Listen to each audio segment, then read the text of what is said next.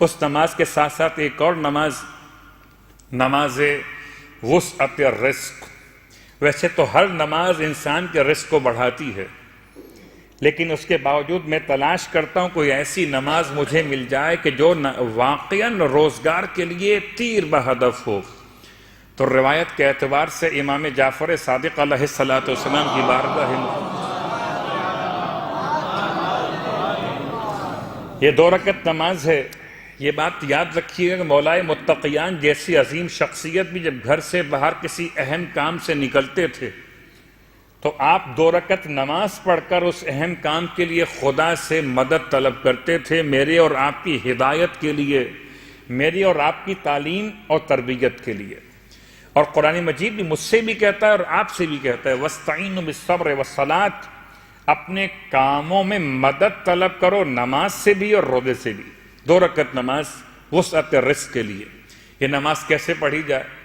کیا بالکل 2 رکعتوں کی نیت یہ ہوگی نماز پڑھتا ہوں 2 رکعت برائے وسعت الرزق قربتاً الی اللہ. اور اگر گھر میں خاتون بھی پڑھیں تو بہت زیادہ بہتر ہے کہ مسئلہ رزق میں دونوں کا ایک مسئلہ ہے، مردوں کا بھی ہے اور خواتین کا بھی ہے. کبھی ہو سکتا ہے نصیب خواتین کا ہو، کبھی ہو سکتا ہے نصیب مردوں کا ہو. 2 رکعت نماز ہے، مشکل نماز نہیں ہے. اگر میں آپ سے ویسے ہی کہوں آپ پہ دل رکھنے کے لیے کہ مجھے اپنا سی وی بھیج دیجیے گا تو آپ ڈھونڈ ڈھانڈ کر جہاں کہیں نیٹ مل رہا ہو آپ جاتے ہیں اور مجھے اپنا سی وی میل کرتے ہیں، چاہے میں اس پر عمل کروں آپ کے لیے نہ کروں. اگر مجھے اپنا سی وی میل کر سکتے ہیں تو آئیے اپنے رب کو اپنا سی وی میل کیجئے 2 رکعت نماز پڑھ کے. اور پھر خدا تو ایسا مہربان خدا ہے کہ سارے لوگ ساتھ چھوڑ دیں تو یہ ہو سکتا ہے کہ چھوڑ دیں، مگر ایک ہی ذات وہ ہے جو انسان کا ساتھ کبھی نہیں چھوڑتی اور اسے ہی تو خدا کہتے ہیں. 2 رکعت نماز نیت واضح ہو گئی قربتاً الی اللہ. رکعت اول میں الحمد کے بعد 3 مرتبہ سورہ انا اعطیناک الکوثر. اتنا آسان طریقہ ہے کہ ایک مشکل نہیں ہے. انسان ہم جتنے بیٹھے ہوئے ہیں کوئی اور سورہ یاد ہو کہ نہ ہو مگر سورہ کوثر تو یاد ہوتی. رکعت دوم میں ذرا سا مشکل ہے، وہ 2 سورے ہیں، سورہ قل اعوذ برب الناس اور سورہ قل اعوذ برب الفلق. پہلے فلق پڑھیے 3 دفعہ، پھر سورہ ناس پڑھیے 3 دفعہ.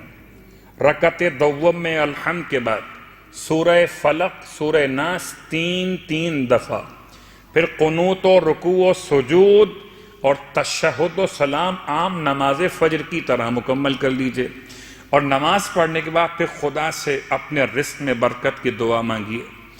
اور جب کبھی دعا مانگیے تو یاد رکھیے اللہ کے رسول کی ماں کا واسطہ دے کر دعا مانگیے، اس لیے کہ جب کسی کی ماں کا واسطہ دیا جائے کائنات میں کچھ بھی نہ ہوتا اگر ختمیہ مرتبت کی ذات نہ ہوتی. اور ختمیہ مرتبت کو آپ کی ماں کا واسطہ دینا ایک ایسا واسطہ ہے جو انسان اگر مجھے اور آپ کو دے، میری اور آپ کی ماں کا واسطہ، تو شاید ہم سوچنے پر مجبور ہو جائیں کہ اس کے لیے ہم کیا کر سکتے ہیں. یہ ہماری ماں کی قسم ہمیں دے رہا. صلوات پڑھیں محمد و آل محمد.